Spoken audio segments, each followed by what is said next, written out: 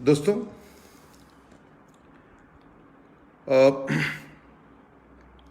मैं मानता हूं कि हमारे समाज में लोगों को एक बीमारी है जिसका नाम है इतिहास के ज्ञान और सार का अभाव। हमें इतिहास के ज्ञान का भी अभाव है और सार का भी। अगर ज्ञान है तो सार का तो अभाव है ही। सार का मतलब इतिहास में से बोध पाठ लेने की शक्ति। इसके सबसे बड़ी मिसाल है भारत में खेली जा रही मुस्लिम तुष्टीकरण की राजनीति। इसका प्रारंभ आज़ादी के पहले हुआ था और आप देखें कि इसी कारण भारत का विभाजन हुआ और पाकिस्तान फॉर्म हुआ। और फिर भी आज़ादी के बाद हमने यही नीति मुस्लिम तुष्टीकरण की जारी रखी, जो आज हमारे लिए बहुत बड़ी समस्या बन चुकी है।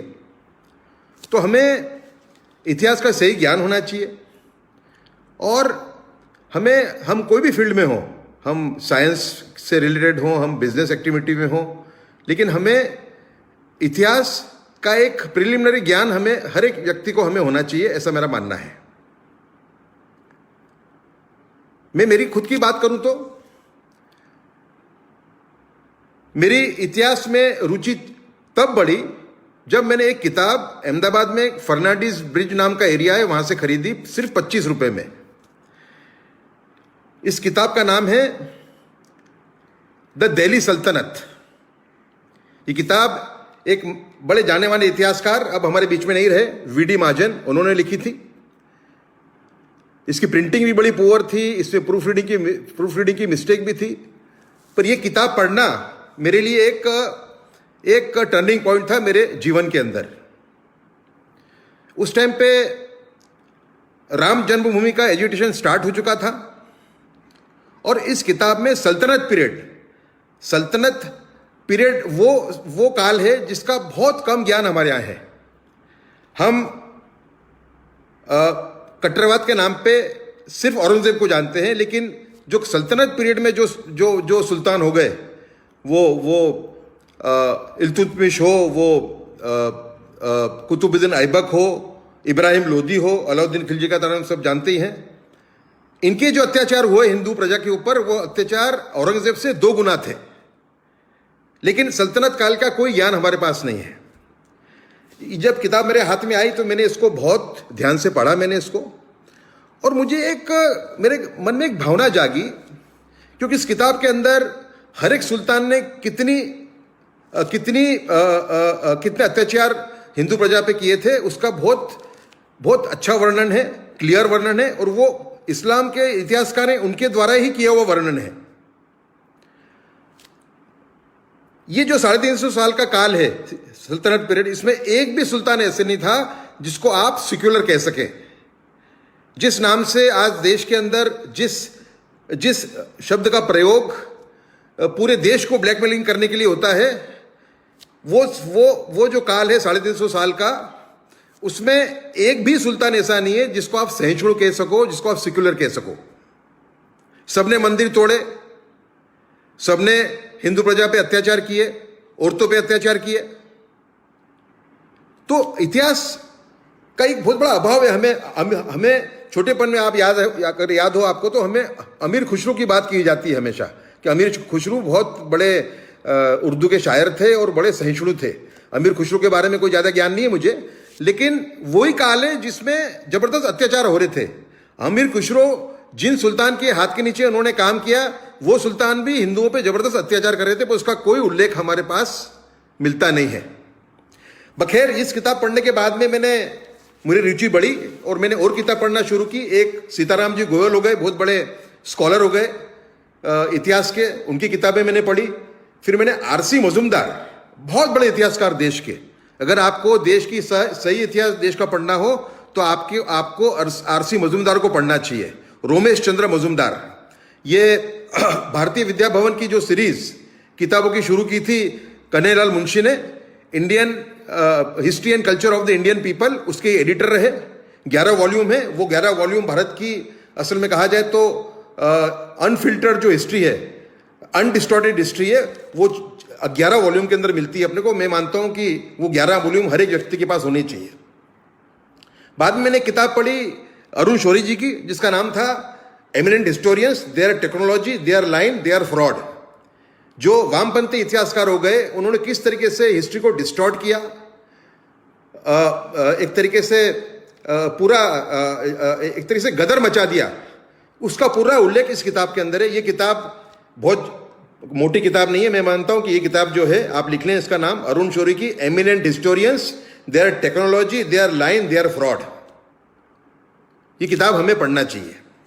अब दोस्तों हम आएंगे एक एक करके, जो हमारे इतिहास में जो बड़े बड़े नाम हो गए उन पे हम बात करेंगे। जैसे कि मैंने आपको सुल्तानत पीरियड की तो बात कर दी आपको मैंने, लेकिन टीपू सुल्तान पे एक बड़ी डिबेट चलती रहती है, अभी भी चलती रहती है। एक बड़ा वर्ग है जो ये कहता है कि टीपू सुल्तान सहिष्णु थे, देशभक्त थे, उन्होंने ब्रिटिशरों के सामने लड़ाई लड़ी। दोस्तों ये भी एक इतना बड़ा फ्रॉड है कि जिसका उल्लेख करना मेरे लिए बहुत डिफिकल्ट साबित हो रहा है, क्योंकि टीपू सुल्तान की जो एट्रोसिटीज़ हैं, उसके जो अत्याचार हैं, वो केरला में आप जाएं तो जगह जगह पे उसके वो मिलते हैं एविडेंस, और इस पे किताबें लिखी गई हैं।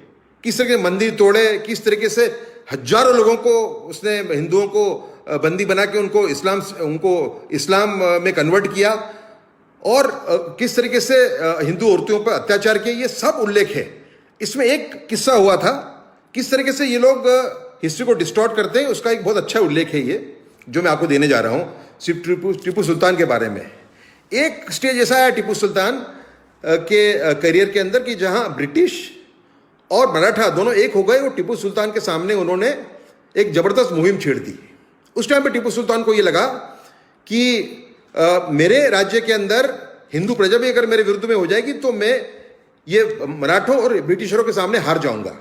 उसके बाद उन्होंने एक मैं तो कहूँगा नाटक किया, जो श्रृंगेरी नाम की जगह है, जो विद्यापीठ है, शंकराचार्य की पीठ है, वहाँ पे उन्होंने जाके दान धर्म किया और खूब दान किया ब्राह्मणों को, और वहाँ पे उन्होंने एक माहौल खड़ा किया जैसे कि वो बहुत बड़े हिंदू के रहनुमा हैं। लेकिन वो कठिन परिस्थिति में बचने के लिए उनका एक नुस्खा था, ऐसा मेरा मानना है। दूसरा, हम जहांगीर की बात करें तो जहांगीर को भी सहिष्णु कहा जाता है, लेकिन आपको याद रहे कि गुरु अर्जुन देव, बहुत बड़े संत,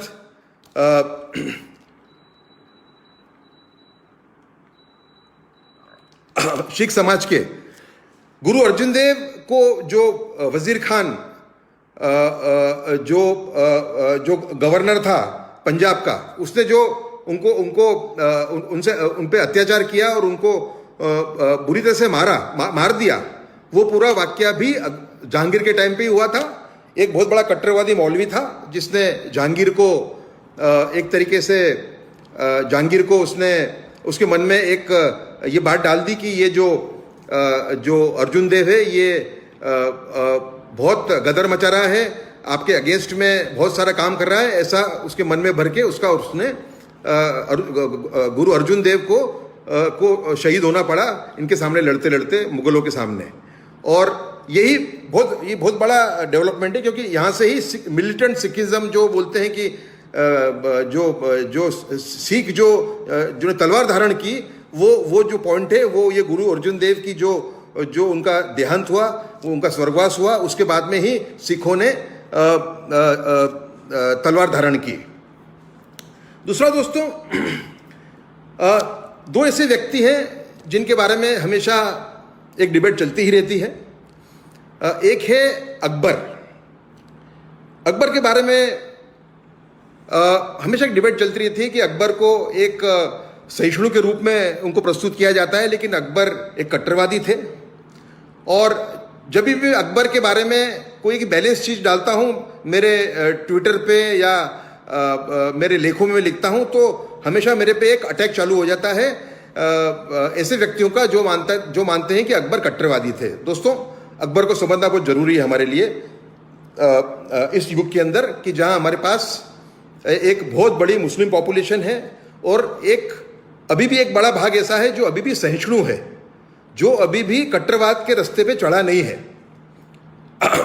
अगर उनको हमें एक मिडिवल रोल मॉडल देना होगा, उनके बच्चों को हमारे मेन स्ट्रीम में हमें लेना होगा, तो हमें अकबर को एक सही परिप्रेक्ष्य में देखना पड़ेगा। तो अकबर की लाइफ हम समझने का प्रयत्न करेंगे। देखिए, अकबर जो है वो 1570 तक वो एक कट्टरवादी जिहादी वृत्ति के इंसान थे। 1570 में जैन और वैष्णव संतों के साथ उन्होंने खूब सारा डायलॉग किया और उसके बाद में उनका परिवर्तन शुरू हुआ और वो अगले 5 साल में, मतलब मैं मानता हूं 1570 से 1575 के बीच में अकबर एक सहिष्णु के रूप में बदल चुके थे, ऐसा मेरा मानना है।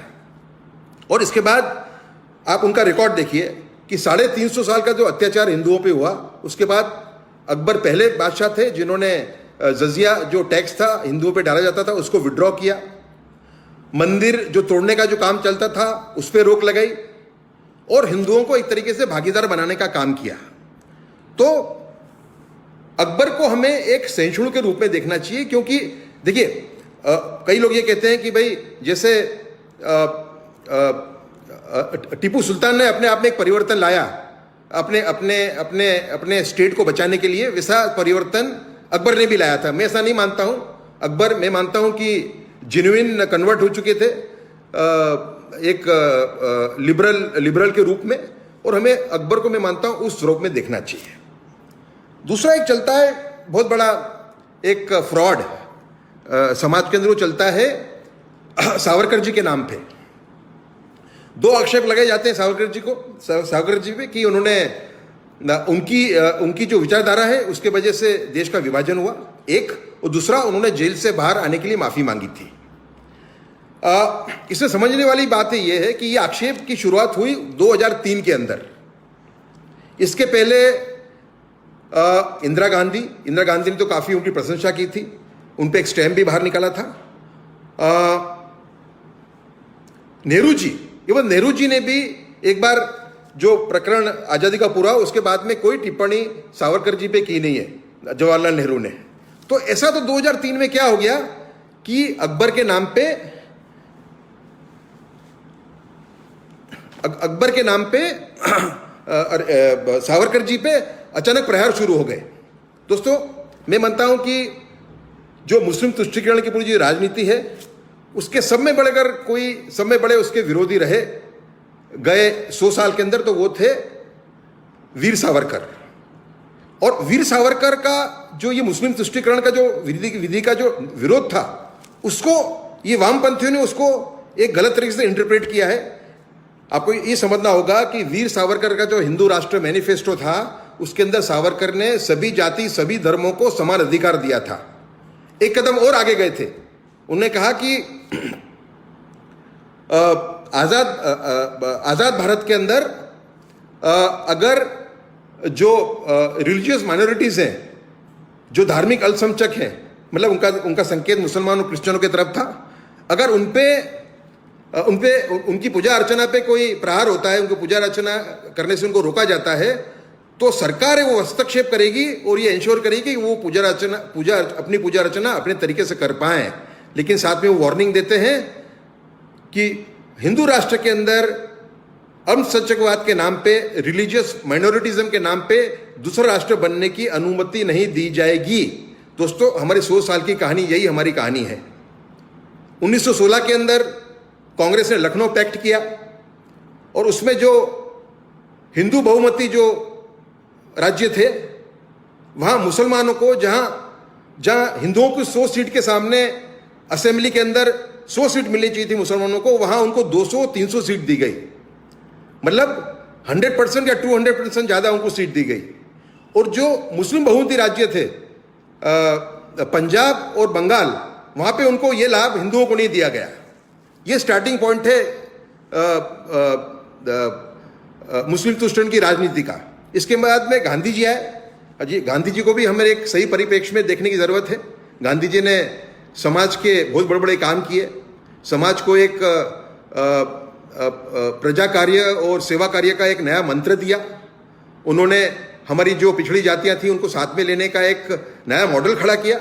लेकिन आपको याद रखना होगा कि मुस्लिम तुष्टीकरण का जो एक अभिश्राप देश के ऊपर है, उसके अंदर उसको आगे बढ़ाने में या उसको जन्म देने में महात्मा गांधी का भी थोड़ा रोल है, बड़ा रोल है मैं तो कहूँगा। आप देखें कि लखनऊ पैक्ट के बाद में गांधी जी आ गए कांग्रेस के नेता के रूप में, और गांधी जी ने फिर खिलाफत वालों के साथ में एक बहुत बड़ा कॉम्प्रोमाइज़ किया। इसका ज्ञान कई लोगों को होगा, लेकिन मैं यहाँ पे दोहराऊं इस बात को कि खिलाफत क्या था।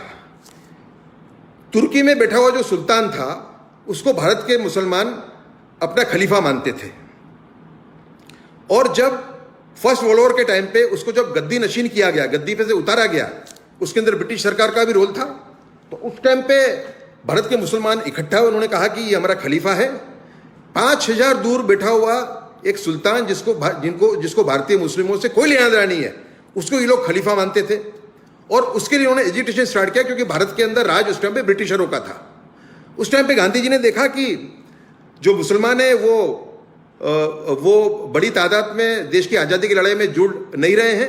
इसके उनको जोड़ने के लिए महात्मा गांधी ने कॉम्प्रोमाइज़ किया। उन्होंने कहा खिलाफतियों से कि आपकी खिलाफत मूवमेंट वो हमारी मूवमेंट है, हम उसको सपोर्ट करेंगे। और इस तरीके से मुस्लिम तुष्टीकरण का एक बड़ा बीज बोने का काम महात्मा गांधी ने किया।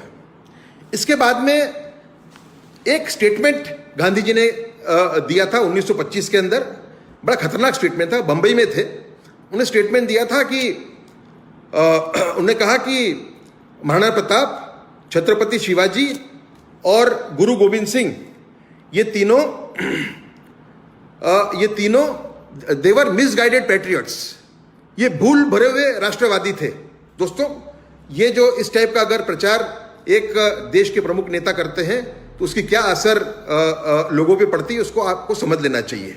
आज छात्र तत्व की जहां हमें जरूरत है, छात्र तत्व की लड़ने की जो ऐसी ताकतें हैं, कट्टरवादी ताकतें हैं जो देश के सामने एक चुनौती बन के खड़ी हुई हैं, उनके सामने जो लड़ने की हमको एक ताकत मिलनी चाहिए, उसकी ताकत हमें कई बार नहीं मिलती। उसका कारण है कि हमारे जो नेता थे, खास करके कांग्रेस के नेता थे, उन्होंने छात्र तत्व को दबाने का काम किया। सावरकर का काम छात्र तत्व को पूरे समाज में फैलाने का था, इन्होंने छात्र तत्व को दबाने का काम किया, और इसी कारण भारत का विभाजन हुआ।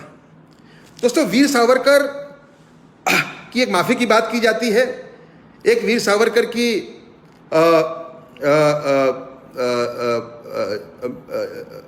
एक बात उनकी आइडियोलॉजी भारत का विभाजन किया उसकी की जाती है। तो उसका पहले का जवाब दे दिया मैंने आपको, लेकिन अब मैं जवाब आपको दूंगा।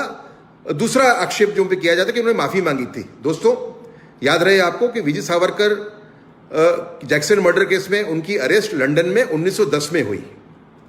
जब उनको लंदन से एक वाहन के अंदर उनको जब भारत लाया जा रहा था, जब फ्रांस का जो तट है, कोस्ट है, उसके पास उन्होंने दरिया में उड़ी मारी और उन्हें भागने का प्रयत्न किया था, लेकिन वो फिर से पकड़े गए। तो वीर सावरकर थे, वो क्रांतिकारी थे। दोस्तों, वीर सावरकर क्रांतिकारी थे। उनको आप गांधी मूल्यों से उनका मूल्यांकन करेंगे तो आप उनको न्याय नहीं करेंगे, क्योंकि आप देखें कि शिवाजी ने चाणक्य नीति के भाग रूप कई बार झांसा दिया मुगलों को, कई बार माफी पत्र भी लिखे, लेकिन आखिर में जब शिवाजी ने जब दुनिया छोड़ी, उनका स्वर्गवास हुआ, उस टाइम पे शिवाजी एक बहुत बड़े राजा बन चुके थे। मतलब आखिर में जीत शिवाजी की हुई। तो एक क्रांतिकारी है, उसका जो तरीका होता है परिस्थिति में, खराब परिस्थिति में से बाहर निकलने का, वो एक अलग तरीका होता है। अच्छा, दूसरा ये कहा जाता है कि वीर सावरकर के सामने उनकी कंपैरिजन की जाती है भगत सिंह के साथ में, कि भाई भगत सिंह ने किस तरीके से हंसते हंसते चढ़ गए फांसी के ऊपर, और सावरकर ने जेल से बाहर आने के लिए माफी मांगी है। दोस्तों, ये भी एक भ्रामक प्रचार है। आपको याद रहे कि जो साउंडर्स कांड हुआ, जो बम फोड़ा और जो अधिकारी को मार दिया इन्होंने, भगत सिंह, राजगुरु और सुखदेव ने, और जिसमें उनको फांसी हुई, उसके 3 साल पहले ये तीनों क्रांतिकारी सावरकर जी से मिलने रत्नागिरी गए थे। उस टाइम पे रत्नागिरी में सावरकर जी नजर कैद में थे। उन पे ऑर्डर ये था कि वो रत्नागिरी डिस्ट्रिक्ट के जो लिमिट है उसके बाहर नहीं जाएंगे, वहाँ वो घूम फिर सकते हैं। उस टाइम पे भेष बदल के तीनों उनको मिलने गए थे। धनंजय कीर नाम के जो वीर सावरकर के बायोग्राफर हैं, उन्होंने उसका उल्लेख किया हुआ है। दूसरा उल्लेख वो एक और करते हैं कि सुभाष चंद्र बोस का जो डिसीजन था यहाँ से भाग के जर्मनी जाके आज़ाद हिंद फौज को फ्लोट करने का, वो डिसीजन भी उन्होंने सावरकर के साथ चर्चा करने के बाद ही लिया था। वो भी सावरकर को मिले थे, ये उल्लेख धनंजय कीर करते हैं। तो दोस्तों, सावरकर एक बहुत बड़े व्यक्ति थे और सावरकर समय दुर्भाग्यपूर्ण रूप बात यह है कि हम सावरकर को क्रांतिकारी के रूप में ही उनको डिफेंड करते हैं। हमें सावरकर विचारक, हिंदुत्व विचारक, जिसको बोलते हैं बिनशर्ती राष्ट्रवाद के प्रणेता के रूप में उनको हमें डिफेंड करना चाहिए। और सावरकर आप देखें तो हमारी जो राष्ट्रीय सुरक्षा है, अगर गांधी जी हमारे राष्ट्र के राष्ट्रपिता हैं तो मैं कहूँगा कि सावरकर हमारे राष्ट्र की जो नेशनल सिक्योरिटी है उसके राष्ट्रपिता हैं, ऐसा मैं मानता हूँ। आप देखें सावरकर ने कौन सी भविष्यवाणी की थी, इसकी बात मैं आज यहाँ पे आपके सामने करना चाहूँगा। दोस्तों, 1937 के अंदर जब सावरकर जेल से अपने नजर कैद से जब उनको रिहा किया गया, उस टाइम पे कांग्रेस के कुछ नेता है उनको मिलने के लिए उन्होंने कहा कि आप सावरकर जब कांग्रेस ज्वाइन करिए, आपको कांग्रेस में खूब आपको सम्मान मिलेगा। इसमें से एक कहने वाले सुभाष चंद्र बोस भी थे, लेकिन सावरकर ने मना कर दिया। सावरकर ने यह कहा कि कांग्रेस मुस्लिम तुष्टीकरण की जो राजनीति उस पर इतनी आगे बढ़ चुकी है कि मैं मानता हूं कि उसको वापस आना नामुमकिन है। और मुस्लिम तुष्टीकरण करना यह देश के साथ धोखाधड़ी है, क्योंकि भारत में हिंदू हकों का हनन करके मुसलमानों को स्पेशल हक देना यह देश के साथ धोखाधड़ी है। और उस टाइम पे उन्होंने एक स्टेटमेंट इशू किया था। उन्हें कहा था कि it is better to stand in the last row of patriots than the first row of betrayers. उन्हें कहा, हिंदी में अगर मैं इसका ट्रांसलेशन करूं तो, कि मैं देशभक्तों की आखिरी पंक्ति में खड़ा रहना पसंद करूंगा, बजाय ऐसे लोगों की पहली पंक्ति में जो देशभक्ति के नाम पे देश के साथ धोखाधड़ी कर रहे हैं। 1940 में जब मुस्लिम लीग ने पाकिस्तान रेजोल्यूशन पास किया कि हमें एक अलग देश चाहिए मुसलमानों के लिए, उस टाइम पे सावरकर ने दूसरी भविष्यवाणी की। इसी भविष्यवाणी को उन्होंने और विस्तार करके उसको दोहराया। उन्होंने कहा कि जिस तरीके से कांग्रेस मुस्लिम तुष्टीकरण कर रही है, ये कांग्रेस का जो मुस्लिम तुष्टीकरण है वो मुस्लिम लीग का खुराक बन गया है। और मैं मानता हूं कि इसी रास्ते पे कांग्रेस चलती रहेगी। इसका वापस आना बहुत मुझे नामुमकिन लगता है। और मैं मानता हूं कि अब देश के विभाजन को टाल पाना बहुत मुश्किल होगा। 1940 की बात है दोस्तों। उस टाइम पे गांधी जी, जवाहरलाल नेहरू, कांग्रेस के नेताओं ने कहा था कि देश का विभाजन हमारी लाशों पे होगा। 7 साल के बाद सावरकर सही पड़े और देश के बड़े बड़े नेता कांग्रेस के गलत। 1941 में जब बहुत बड़ी संख्या में ईस्ट बंगाल के मुसलमान आसाम में आके रह रहे थे, आसाम में माइग्रेट हो रहे थे, उस टाइम पे सावरकर ने एक भविष्यवाणी की। उन्होंने कहा कि ये जो मुसलमान ब्रह्मपुत्रा वैली के अंदर आके बस रहे हैं, ये देश की आज़ादी के लिए आगे जाके खतरा पैदा करेंगे और आसाम की संस्कृति के लिए भी। उस टाइम पे जवाहरलाल नेहरू ने कहा कि नेचर एबहॉर्स वैक्यूम। वो कहने का मतलब ये था कि खाली जगह होगी, वहां पे तो आके लोग रहेंगे, हम कैसे उनको रोक सकते हैं। उस टाइम पे सावरकर ने उनको उनकी भाषा में जवाब दिया। सावरकर ने कहा, पंडित नेहरू को जो पर्यावरण का ज्ञान है बड़ी निम्न कक्षा का है। Nature also abhors poisonous gas. पर्यावरण जहरील गैस का भी विरोध करता है। और दोस्तों, आज सावरकर सही पड़े। उस टाइम पे जो मुसलमानों की संख्या थी वहाँ पे वो सिर्फ 11 या 12% थी, आज वहाँ 35% हो चुकी है। और समय बड़ी बात, उस टाइम पे मुसलमान जो थे वो काफ़ी हद तक बड़ा उसमें तबका एक सहिष्णु मुसलमान का था। और आज वहाँ पे देवबंद के द्वारा एक वहाबीकरण हो चुका है वहाँ पे मुसलमानों का, वो एक कट्टरवाद के रास्ते पे चले गए हैं। तो सावरकर कितने सही थे इसका आपको इससे अंदाज आएगा। दोस्तों, 1954 के अंदर जब जवाहरलाल नेहरू एक मंत्र लेके आए, पंचशील नाम का। ये मंत्र ऐसा था, उन्हें 5 ऐसे नियम बनाए और अपने पड़ोसी देशों को कहा कि इन 5 मंत्रों को अगर हम फॉलो करते हैं तो हम एक दूसरे के साथ भाईचारे से रह पाएंगे।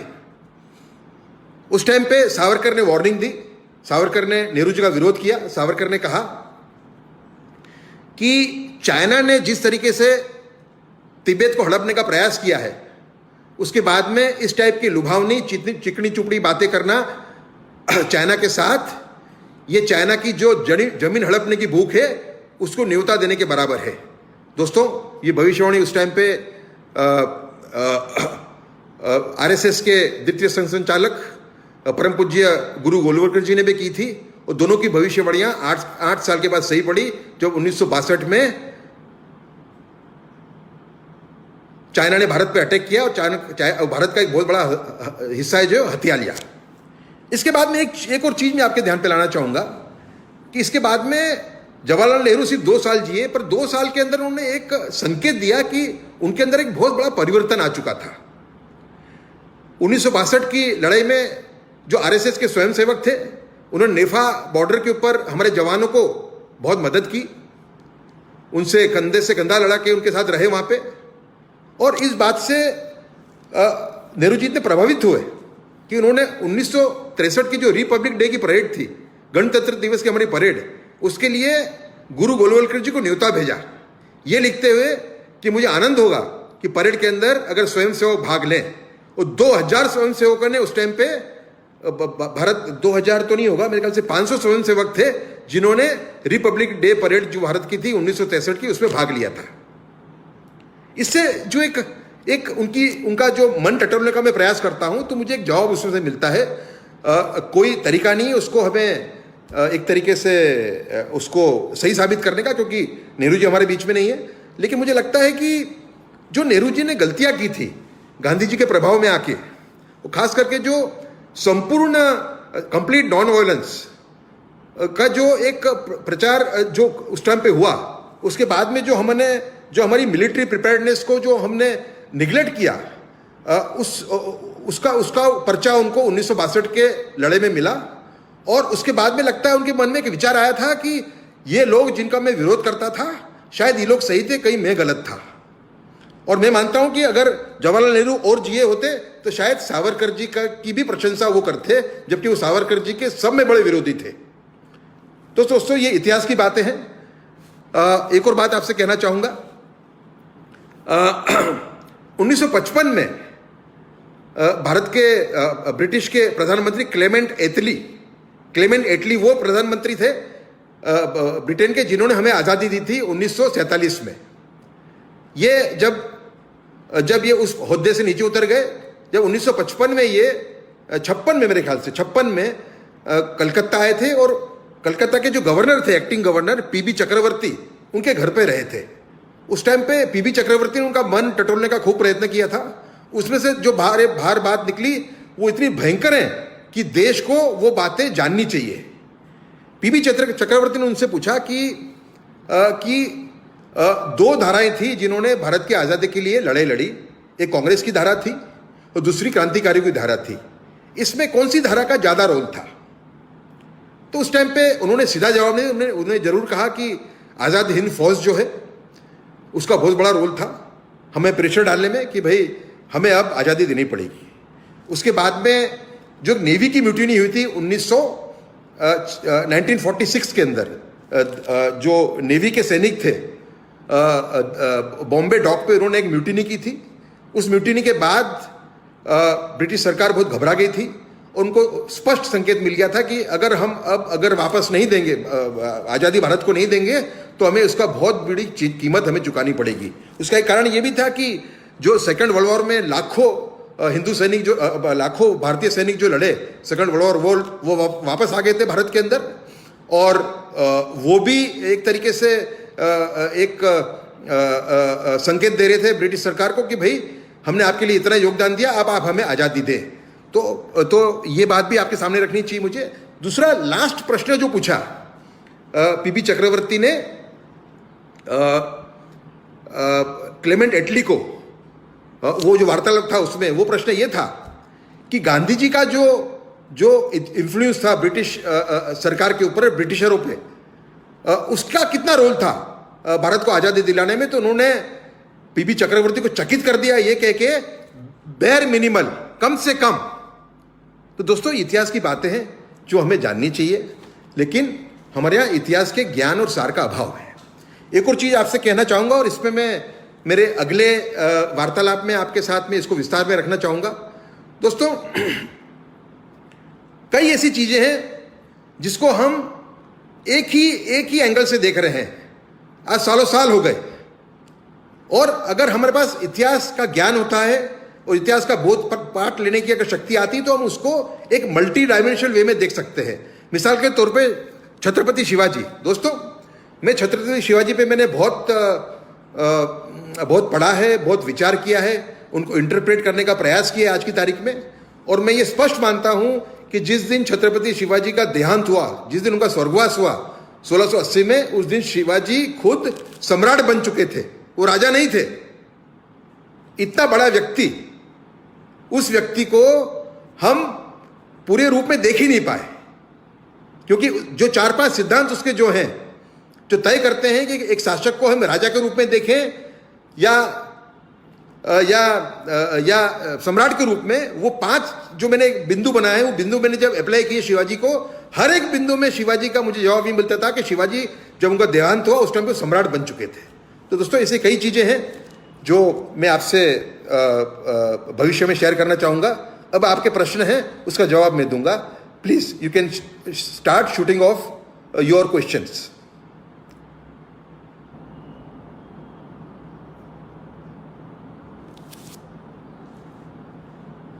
आप प्रश्न पूछें मुझे, मैं उसका जवाब दूंगा।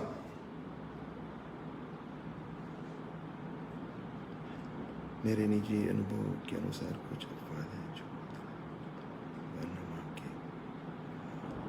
कोई भी याद सहिष्णु,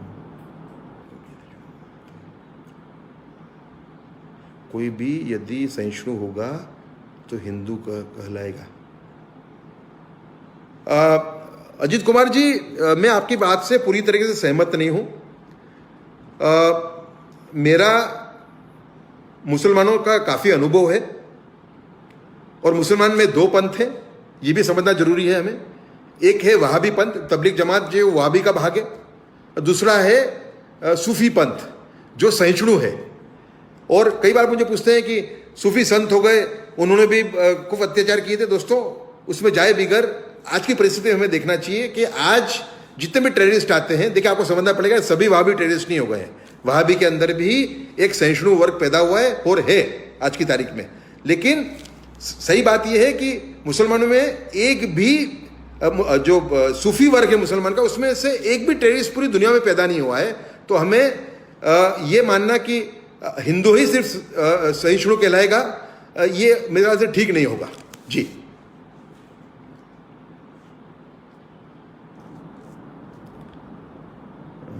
राष्ट्र के हम भारत माता थे, इसलिए राष्ट्रपिता शब्द ही भारत का अपमान है। अजीत कुमार उपाध्याय जी ने पूछा है कि राष्ट्रपिता हम भारत माता को भारत को राष्ट्र को हम भारत माता मानते हैं, इसलिए राष्ट्रपिता शब्द की ही राष्ट्रपिता शब्द ही भारत का अपमान है। दोस्तों मैं आपसे कुछ हद तक सहमत हूँ कि राष्ट्र माता अगर भारत है तो राष्ट्रपिता की बात कर हमें गांधी जी का योगदान है। देखिए आप एक बात समझिए, आप गांधी जी का योगदान तो यही भारत के आज़ादी के आंदोलन के अंदर, और ख़ास करके जो उन्होंने एक सहिष्णुता का जो उन्होंने हमारी जो अंदर की जो हमारी जो एक पूरी जो व्यवस्था थी हिंदुओं के अंदर की, उसका जो उन्होंने एक मॉडल तैयार किया वो बहुत महान मॉडल है। आज गुजरात में अगर अच्छा काम होता है सेवा कार्य का, तो वो मेरे ख्याल से उसमें गांधी जी का अच्छा योगदान है। जो महाजन संस्कृति बोलते हैं भारत की, भारत के अंदर एक महाजन संस्कृति थी जिसमें कि जो श्रीमंत वर्ग था समाज का, वो जिसको आज कॉर्पोरेट सोशल रिस्पॉन्सिबिलिटी आप कहते हो, CSR भारत में पहले से ही था, लेकिन कहीं बीच में जो हमारी जो गुलामी का जो एक काल था बहुत बड़ा, सालों साल तक का। गुलामी के काल के वजह से हमारे में वो जो एक वो जो कुछ ऐसी आदतें आई थी जिससे कि हमारी जो मूल संस्कृति थी वो कहीं न कहीं कहीं न कहीं खराब हो चुकी थी। और इसी कारण महाजन संस्कृति को पुनर्जीवित करने का काम भी गांधी जी ने किया। लेकिन गांधी जी को राष्ट्रपिता के रूप में जब हम देखते हैं तो मुझे भी थोड़ा अचंभा आपके जैसा होता है, बिल्कुल होता है।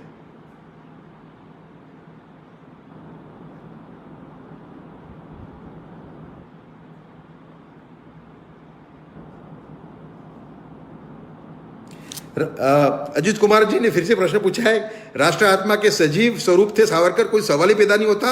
सावरकर का योगदान है वो देश के सामने आया ही नहीं है। सावरकर जितना मैं पढ़ता हूं मुझे ऐसा लगता है कि सावरकर का कितना बड़ा योगदान है। मतलब भारत पे आज जो भारत के ऊपर जो भी कष्ट आ रहे हैं, भारत के ऊपर जो राष्ट्रीय सुरक्षा के जो खतरे आ रहे हैं, इस सभी चीजों की भविष्य उन्होंने पाकिस्तान के बारे में क्या कहा था। उन्होंने कहा था जब तक पाकिस्तान नाम का कट्टरवादी देश भारत का पड़ोसी देश बन के रहता है, भारत चैन की नींद नहीं सो पाएगा। दोस्तों, आज कोरोना का काल है, इसमें भी भारत के सैनिकों को लड़ना पड़ रहा है। आप पाकिस्तान का स्वरूप देखिए कि कोरोना जैसी महामारी जिसने अमेरिका जैसे देश को बेबस बना दिया, पाकिस्तान के कट्टरवादी जो हैं अभी भी अपने काम में लगे हुए हैं। तो वीर सावरकर का इन चीजों को देखना, वीर सावरकर ने बहुत सारी भविष्यवाणियां की थी, एक नहीं बहुत सारी की थी। उन्होंने भाषा शुद्धि का जो काम किया था, आपको याद है उस टाइम पे मुसलमान का एक वर्ग था जिन्होंने कहा कि भाई हिंदू एकता लाने के लिए हमें राष्ट्रभाषा हिंदी नहीं रखनी चाहिए, हमें हिंदुस्तानी भाषा को राष्ट्रभाषा बनाना चाहिए। हिंदुस्तानी मतलब mix of Urdu and Hindi.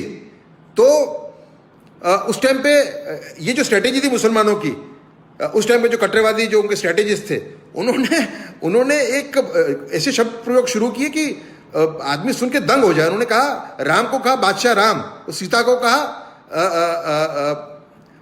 को कहा बेगम सीता। तो सावरकर ने जो राष्ट्रभाषा का जो उन्होंने एक राष्ट्रभाषा की शुद्धि का जो उन्होंने पूरा जो हिंदी की शुद्धि का जो उन्होंने काम किया था, शुद्धिकरण का बहुत बड़ा काम था। जैसे कि दूरदर्शन शब्द है, दूरदर्शन, ये सावरकर जी ने दिया हुआ है। फिर महापौर, मेयर को हम महापौर बोलते हैं, ये सावरकर ने दिया हुआ है। पार्षद मतलब म्युनिसिपल काउंसिलर, ये शब्द भी सावरकर जी ने दिया है। सावरकर जी का बहुत बड़ा योगदान है और मल्टी फेसेटेड योगदान है। मैं मानता हूं कि सावरकर जी का अनादर करके, मैं मानता हूं कि जो सावरकर के जो सपोर्टर हैं वो भी उनको पूरी तरह से जान नहीं पाए हैं। हमें सावरकर को पूरी तरह से जानने का प्रयत्न करना चाहिए।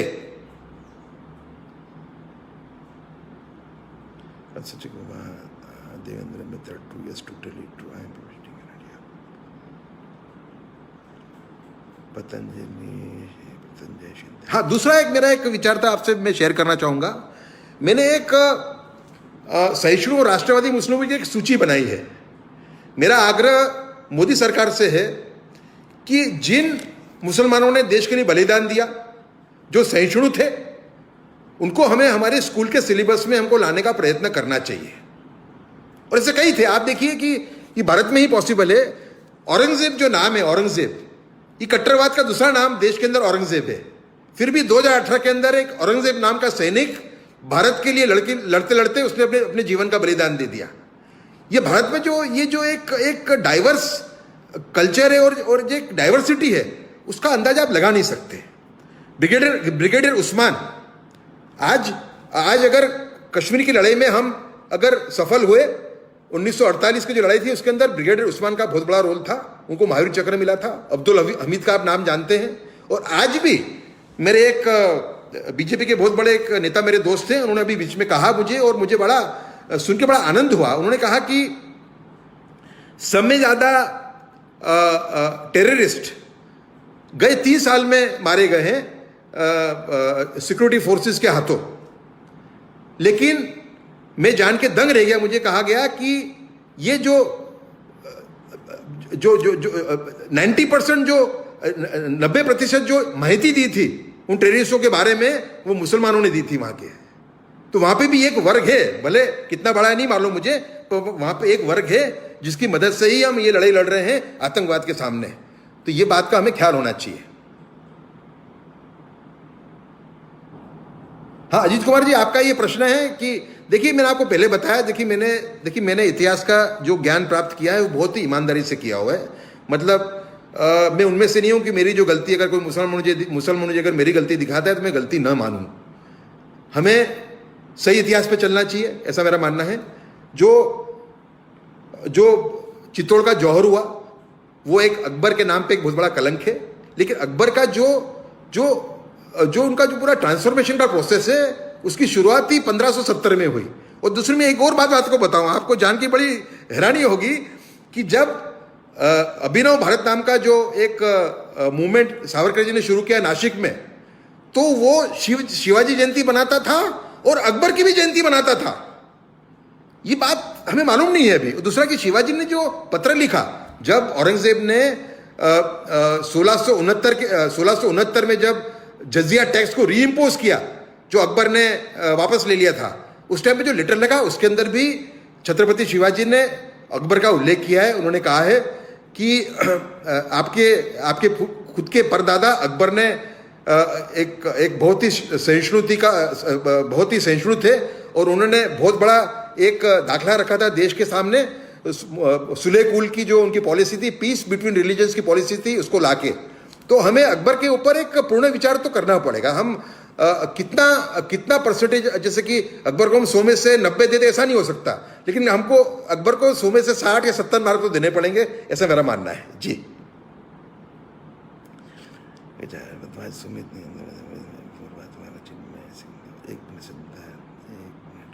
प्रसाद अठावे चैतन्य पंकज पटेल शुभम शुक्ला, नमस्ते सर, नमस्ते। प्रश्न पूछे। यज्ञवाल के अभिवेशिवा प्रसाद त्रिपाठी, अस्मित पंडित, पुरुषोत्तम, अंशुल देव, आदित्य पुरवार, राम शर्मा।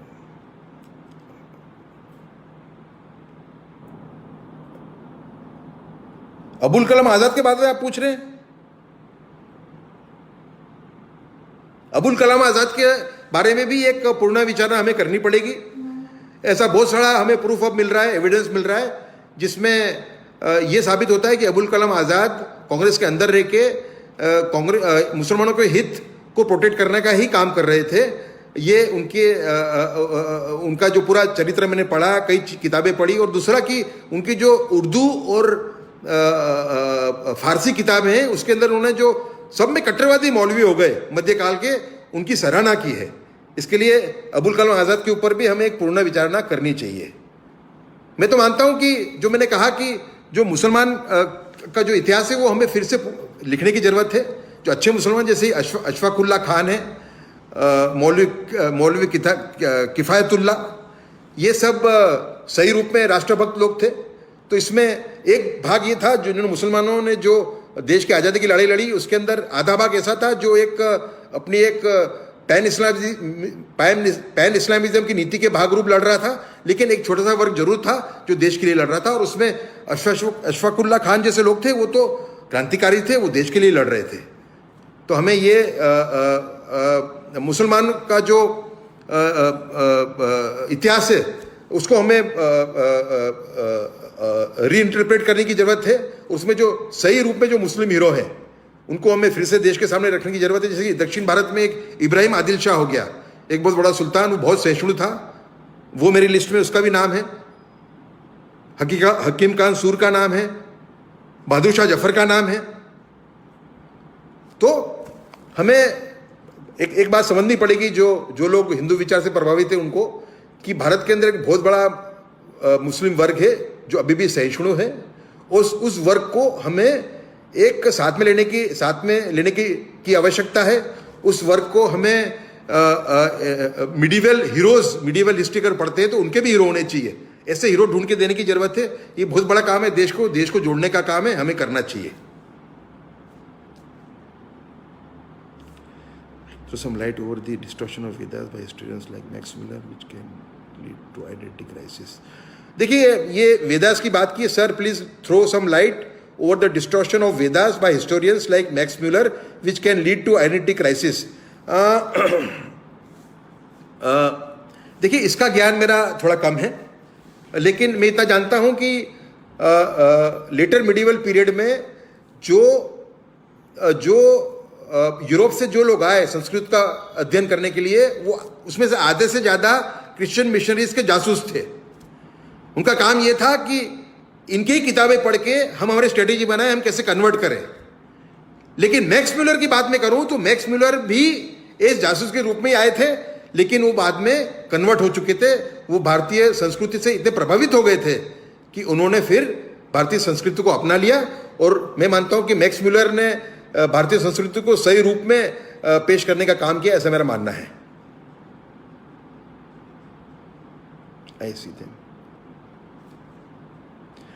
स्वाति चिंताला ऐसा पूछ रहे हैं कि Sufi spiritualism is seen as the hallmark of Hindus Muslim unity, but I see them as missionaries who had come to promote and convert. Of course, देखिए आपकी बात कुछ अंश में सही है, लेकिन सूफी के अंदर भी दो भाग हैं। एक सूफी वर्ग ऐसा है जो कट्टरवादी भी था मध्यकाल के अंदर, और एक छोटा सा वर्ग ऐसा भी था जो भक्ति मूवमेंट का भाग था। लेकिन आज की तारीख में आपको ये समझना होगा, ये कई बार मैं समझने का प्रयत्न करता हूँ। एक बार मैं अफजल खान को जिस तरीके से शिवाजी ने मार दिया, उसका मैं बहुत उस पूरे चैप्टर की बहुत सराहना करता हूँ। मैं ऐसा मानता हूँ कि वो एक बहुत ही शक्ति देने वाला चैप्टर है। तो मुझे एक ट्विटर के अंदर एक आदमी ने एक मैसेज मुझे एक प्रश्न पूछा कि जो अफजल खान था वो एक दरगाह पे इबादत करके फिर शिवाजी को मारने के लिए निकला था। दोस्तों, ये बात अब इसका कोई स्थान ज़्यादा है नहीं। आज स्थान जिस तरीके से 9/11 पे जो 2 टावर उड़ा दिए अमेरिका के वहाँ भी कट्टरवादियों ने, उसके बाद में हमें ये समझना होगा कि हमारे लिए वो मुसलमान जो टेररिज्म से जुड़ा हुआ नहीं है, जो हमसे हिल मिल के रहता है, उसको हमें सहिष्णु मानना पड़ेगा। हम अगर हिस्ट्री में जाएंगे तो हिस्ट्री में बहुत सारी ऐसी चीज़ें हैं जो हमें उलझा सकती हैं। आज हमें एकता के रास्ते पे चलना हो तो हमें, और मैं तो ये मानता हूँ कि वहाबी के अंदर भी एक बहुत बड़ा वर्ग पैदा हुआ है, खास करके 9/11 के बाद और खास करके ISIS के आने के बाद में, जो इस्लाम की उसमें मानता है कि इस्लाम डोमिनेट करे, लेकिन वो वर्ग जो है वो टेररिज्म का विरोध करता है। ये बात को हमें मानना पड़ेगा। Night over the store with पता शिंदे एंड मोस्ट राजपूत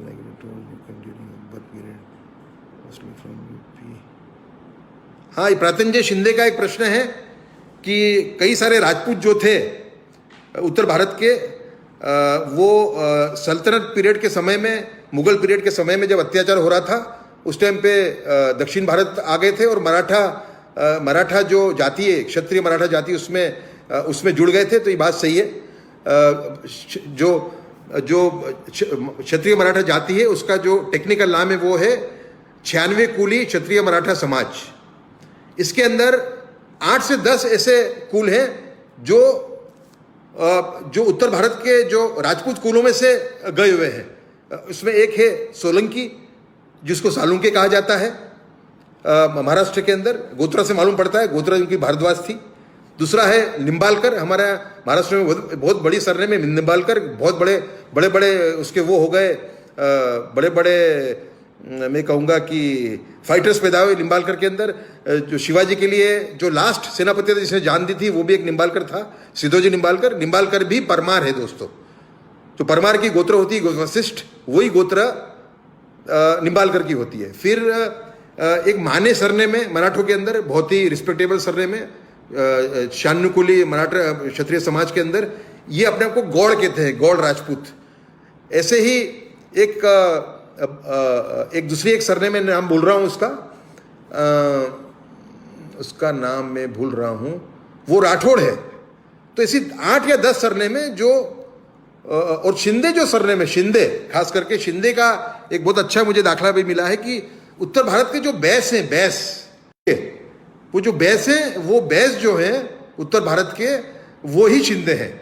इस पर बहुत अच्छा रिसर्च ग्वालियर के बहुत बड़े सरदार हो गए, सरदार आनंदराव भाऊसाहब फाल्के, बहुत बड़े इतिहासकार थे और बड़े अच्छे इतिहासकार थे। उन्होंने इस पर एक पेपर तैयार किया है कि जो शिंदे हैं दक्षिण भारत के, शिंदे मतलब सिंधिया, ग्वालियर के सिंधिया और शिंदे एक ही है। सिंधिया जो वो शिंदे का अपभ्रंश है। तो वो जो है शिंदे जो है वो असल में उत्तर भारत के बेस हैं। बेस पे से एक मुझे और बात याद आई दोस्तों, हमें उत्तर भारत के अंदर जो बड़े बड़े योद्धा हो गए, राजपूत जाति में थे, दूसरी जाति में थे, उनको भी उभारने का हमें प्रयास करना चाहिए। एक राजपूत बहुत बड़े योद्धा हो गए जिनका नाम था राजा त्रिलोक चंद। इन्होंने सल्तनत काल के टाइम पे सल्तनत के सामने बगावत की थी और अपना खुद का राज्य उन्होंने खड़ा किया था। तो मैं मानता हूं कि त्रिलोकचंद बैस के ऊपर भी रिसर्च होनी चाहिए। ये तो मैं मानता हूं कि एक तरीके से उत्तर प्रदेश के राजपूतों के शिवाजी माने जाए, ऐसा काम था इनका। जी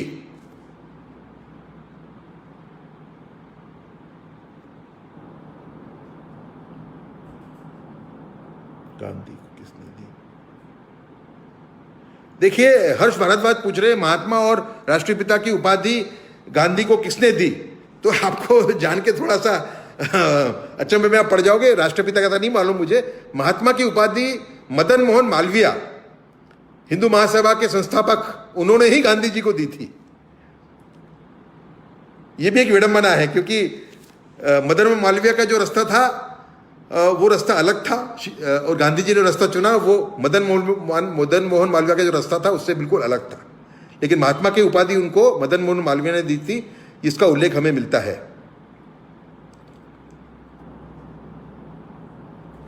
हाँ, ये बहुत अच्छा प्रश्न है आदित्य कश्यप का। आदित्य कश्यप ये पूछ रहे हैं कि सावरकर की बात कर रहे हैं इनडायरेक्टली कि सावरकर ने पितृभूमि की बात की है। देखिए, सावरकर की हिंदुत्व किताब है, उसको समझना, उसको पढ़ के समझना और सही रूप में उससे बोधपाठ लेना, ये भी एक बहुत बड़ा काम है क्योंकि बहुत डीप में हो गए हैं सावरकर उसके अंदर। लेकिन उसकी एक बात मैं आपके सामने रखना चाहूंगा। उसमें उन्होंने कहा है कि जिन धर्मों का जन्म भारत में हुआ है, सनातनियों के अलावा, मतलब सिख, बौद्ध, जैन, सिख, बौद्ध और जैन, ये सभी धर्मों की पितृभूमि है, वो भारत है, ऐसा उन्होंने कहा है। लेकिन एक बात उन्होंने कही है, सावरकर ने, आपकी अच्छा प्रश्न पूछा आपने, इस पर मुझे एक विचार आता है जो मुझे आपके साथ शेयर करना चाहिए। सावरकर जी ने जो हिंदुत्व किताब के लास्ट पेज पे जो लिखा है वो हमारे लिए जानना बहुत जरूरी है। उस टाइम पर उन्होंने कहा है कि ये जो हिंदुत्व नाम की शक्ति है, मतलब वो हिंदू, सिख, जैन, बौद्ध, इनको वो हिंदुत्व की शक्ति कहते हैं, हिंदू पैंथियन। इसको दुनिया को इसको फेस करना ही पड़ेगा, ऐसी भविष्यवाणी उन्होंने की थी, जो आज मैं सही सिद्ध होते हुए देख रहा हूं। कोरोना के अंदर जो भारत ने और श्री नरेंद्र मोदी ने जो पूरे दुनिया का नेतृत्व किया है, उससे मुझे ऐसा लगता है कि हम वो विश्व गुरु वाली जो बात है उसकी तरफ बढ़ रहे हैं। सावरकर ने इसमें क्या कहा था? सावरकर ने ये कहा था कि हिंदुत्व की जो शक्ति है उसको एक दिन पूरे दुनिया को फेस करना ही पड़ेगा। लेकिन साथ में उन्होंने क्या कहा था ये जानना बहुत जरूरी है। उन्होंने कहा था उस दिन, उन्होंने उसमें डिफाइन किया था, उस दिन जिस दिन पूरी दुनिया भारत का प्रभुत्व स्वीकारती है, उस दिन भारत का डील करने का क्या तरीका होगा। उन्होंने कहा है भारत का डील करने का तरीका गीता में जो लिखा गया है या गौतम बुद्ध ने जो कहा है उससे अलग नहीं होगा। इसका मतलब सावरकर ने भी लास्ट में एक वसुधैव कुटुंबकम की बात की है, यह हमें जान लेना चाहिए। जी,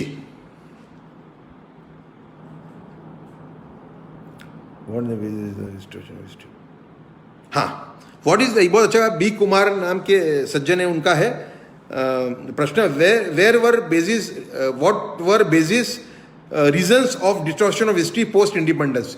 दोस्तों, ऐसा हुआ कि नाथुराम गोडसे ने जिस तरीके से गांधी जी को मार दिया, उसमें कांग्रेस और कांग्रेस में बैठे हुए जो वामपंथी थे उनको एक मौका मिला अपनी आइडियोलॉजी को देश पे थोपने का, और उसमें बाद में ऐसी परिस्थिति खड़ी कर दी गई कि हिंदुत्व की अगर आप एक इंच भी बात करते हैं तो आपको यह कहा जाता कि आप गोडसेवादी हो, आप गांधी के खूनी हो। उस टाइम में सावरकर ने जरूर कहा था, सावरकर ने आरएसएस को कहा था कि आपको इस ब्लैकमेलिंग के चक्कर में नहीं आना चाहिए, आपको अपना काम करना चाहिए। लेकिन कई लोग, मैं बोलता हूं आरएसएस के अंदर भी ऐसे लोग थे, उसके प्रभाव में आ गए थे, और इसी वजह से इतिहास के साथ खिलवाड़ करने का मौका वामपंथियों को मिल गया। और इसके बाद में एक नूरुल हसन नाम की एक व्यक्ति आई थी जिसको इंदिरा गांधी लेके आई थी एज इंडियाज एजुकेशन मिनिस्टर। इन्होंने जेएनयू की स्थापना की थी। ये अपने आप को लेफ्टिस्ट कहते थे, लेकिन इन्होंने ये जो पूरा जो एक हिंदू सहिष्णुता पे आधारित पूरा जो कल्चर था, पूरा जो एक सिस्टम था, उसको तोड़ने का प्रयास किया था इन्होंने। और ये जेएनयू जो है वो जो वामपंथी कट्टरवादी हैं उसका एक बड़ा अड्डा बन गया। और ये 2016 के अंदर इसका जो असली स्वरूप हमारे सामने आया, जब इन्होंने टुकड़े टुकड़े गैंग को भी सपोर्ट किया, उस टाइम पे हमें मालूम पड़ा कि ये लोग कितने खतरनाक हैं। तो अगर मैं मानता हूं कि अगर गांधी जी को गोडसे ने नहीं मारा होता तो शायद ये मौका इन वामपंथियों को न मिलता हमारे हिस्ट्री के साथ खिलवाड़ करने का, ऐसा मेरा मानना है। दूसरा एक बड़ा कारण, हाँ, बहुत इसका जवाब देना मैं जाना चाहूंगा कि अगर आप पूछते हैं कि नेहरू जी की सबसे बड़ी गलती कौन सी थी आजादी के बाद, प्राइम मिनिस्टर बनने के बाद, तो दो बड़ी गलती थी उनकी। एक, उन्हें अबुल कलाम आजाद को देश का पहला एजुकेशन मिनिस्टर बनाया। मैंने पहले ही कहा कि अबुल कलाम आजाद के जो क्रेडेंशियल्स हैं देशभक्ति के, वो काफी सस्पेक्ट है। कई ऐसे एविडेंस है हमारे सामने कि वो कांग्रेस में रह के एक तरीके से मुसलमान हितों की रक्षा कर रहे थे। और दूसरा कि उन्होंने जो एक बड़ी बात उन्होंने जो छुपाई है अपने पूरी दुनिया से, उन्होंने उनकी जो ऑटोबायोग्राफी है जिसका नाम है इंडिया विंस फ्रीडम, इसके अंदर उन्होंने बड़ी बड़ी बातें छुपाई हैं अपने जीवन के बारे में। जैसे कि 1912 के अंदर हिजबुल्ला नाम की उन्होंने एक पार्टी बनाई थी। हिजबुल्ला इस्लामिक पार्टी थी और जिहाद पे आधारित पार्टी थी ये। इस पार्टी का उल्लेख उन्होंने अपनी किताब में नहीं किया है। ऐसे कई चीजें उन्होंने ऐसी अपने जीवन से जुड़ी हुई जिसका उल्लेख उन्होंने नहीं किया। इससे स्पष्ट हो जाता है कि उनका जो दिखावा था और अंदर वो क्या थे उसमें फर्क है। और ऐसे आदमी को उन्होंने जब एजुकेशन मिनिस्टर बनाया भारत का नेहरू जी ने बहुत बड़ी भूल की थी। दूसरी भूल नेहरू जी की थी, बहुत बड़ी भूल थी, वो थी कि 1957 में आजादी के 10 साल के अंदर नेहरू जी ने केरला स्टेट मुस्लिम लीग के साथ एक इलेक्टोरल समझौता किया कांग्रेस का। मतलब जिस पार्टी ने भारत का विभाजन करवाया था उसी पार्टी के साथ इलेक्शन लड़ने का डिसीजन लिया नेहरू जी ने, सिर्फ आजादी के सिर्फ 10 साल के अंदर। मतलब जिन कारणों से भारत का जिन तत्वों के कारण भारत का विभाजन हुआ था, उन्हीं लोगों के साथ में उन्होंने इलेक्टोरल समझौता किया 1957 में केरला के इलेक्शन में।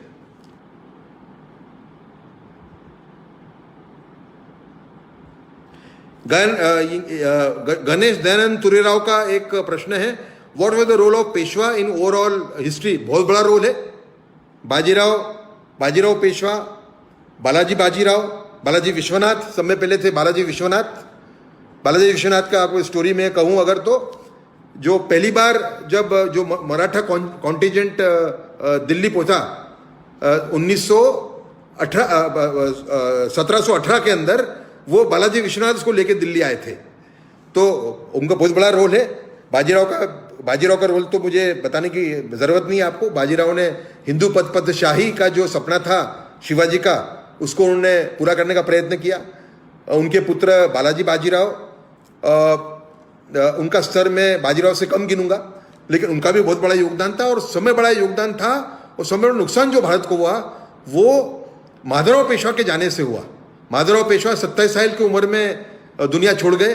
अगर ये जीवित होते तो इतने ये न्यायप्रिय थे, इतने बड़े ये बहादुर थे, इतने बड़े लड़वैये थे, इतने बड़े अच्छे शासक थे। मैं मानता हूं कि भारत का इतिहास अलग होता अगर 1772 के अंदर उनका देहांत न हुआ होता माधवराव पेशवा का। जी,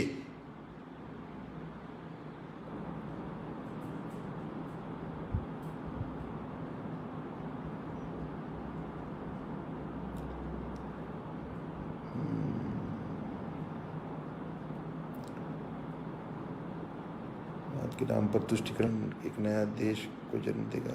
सावरकर की इस चिंता को गांधी जी ने पूर्ण व्यवहारिक। आपकी बात सही है। आपका जवाब, आपका प्रश्न ये कि अल्पसंख्यकवाद के नाम पर तुष्टीकरण एक नया देश को जन्म देगा। सावरकर के इस चिंता को गांधी जी ने पूर्ण व्यवहारिक कर दिया।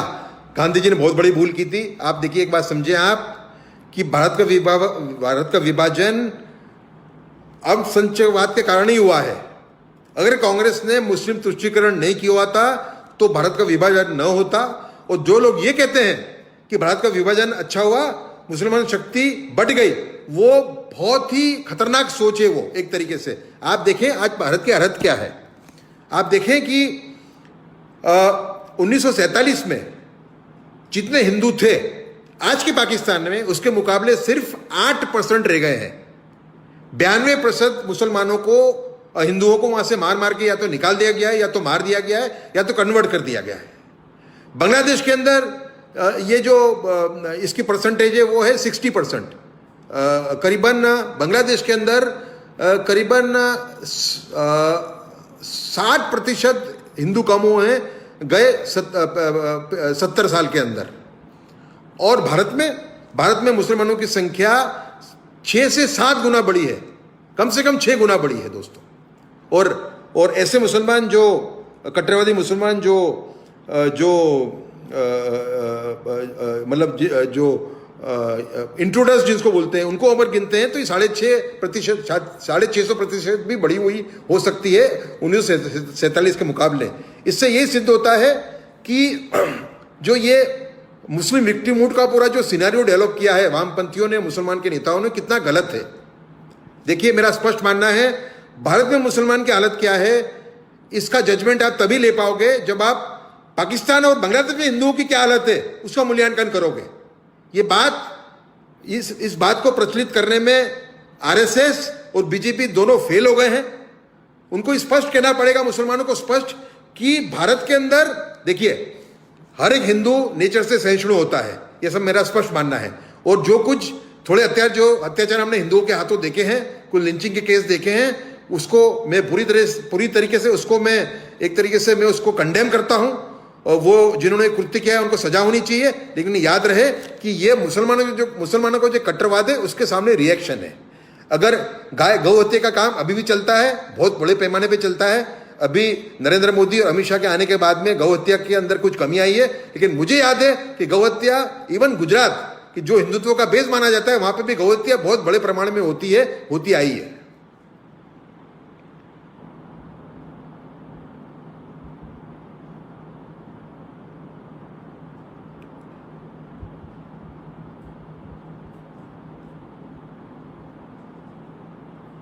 अंबुज आजाद ये पूछ रहे हैं कि ये सब माहिती आप कौन सी किताबों से आप दे रहे हैं। ऐसा है अंबुज जी, बहुत सारी किताबें हैं इसमें।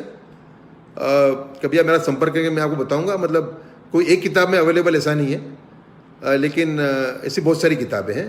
और मैं आपसे जब ज्ञान शेयर करता हूं तो कई ऐसी किताबें हैं जो ऐसी भी हैं जो मुसलमानों के सामने एक तरीके से जहर उगलती हैं, समझे आप, हिंदुत्व के लोगों के द्वारा लिखी किताबें। लेकिन मैं आपको एडिट करके बता रहा हूं। उनमें कई चीजें सही भी हैं, ऐसा नहीं है, लेकिन उनका जो निष्कर्ष है उससे मैं सहमत नहीं होता। मेरा स्पष्ट ये मानना है कि देश का रास्ता वो होना चाहिए जिसमें हम अच्छे मुसलमानों को साथ में ले सकें। मुसलमान की नई जनरेशन में आपको एक बढ़िया किस्सा बताता हूं। ये किस्सा है आज से 20 साल पहले का। अहमदाबाद के अंदर एक मुसलमान एरिया है जुआपुरा, एक हिंदू एरिया है जिसका नाम है जीवराज पार्क। इसकी बॉर्डर पे एक स्कूल थी। ये स्कूल को कंट्रोल हिंदू करते थे, पर इसमें जो स्टूडेंट थे वो 80% 90% मुसलमान थे। तो इस स्कूल में एक स्टोरी करने के लिए मैं गया, और मैं वहाँ पे मैंने एक दिन पहले वहाँ पे एक पेंटिंग कंपटीशन हुई थी छोटे बच्चों के लिए। बच्चों की उम्र होगी करीबन 3rd 4th या 5th में होंगे बच्चे वो। तो उसमें मैंने देखा कि एक जो मुसलमान बच्चा था उसने एक नदी ड्रॉ की थी। नदी के किनारे उसने एक मस्जिद दिखाई थी, एक मंदिर दिखाया था, एक गिरजाघर दिखाया था। तो मैं तुरंत मैंने उस टीचर को पूछा कि इनके माता पिता से मेरी बात करवाइए। माता पिता को मैंने फ़ोन किया तो मैंने जाना कि उनके माता पिता देवबंद के फॉलोअर थे, मतलब जो कट्टरवादी जो स्ट्रीम है उसके फॉलोअर थे। फिर भी उनका बच्चा क्योंकि एक अच्छी स्कूल में पढ़ रहा था जहाँ एक कंपोजिट कल्चर का एक एजुकेशन दिया जाता था, तो उसके मन में वो विचार स्थापित हो गए थे। तो हमें वो रास्ता अपनाना पड़ेगा मुसलमानों को साथ में लेने का, और जो अति कट्टरवादी है उनसे लड़ना पड़ेगा हमें, इसमें कोई शंका नहीं है।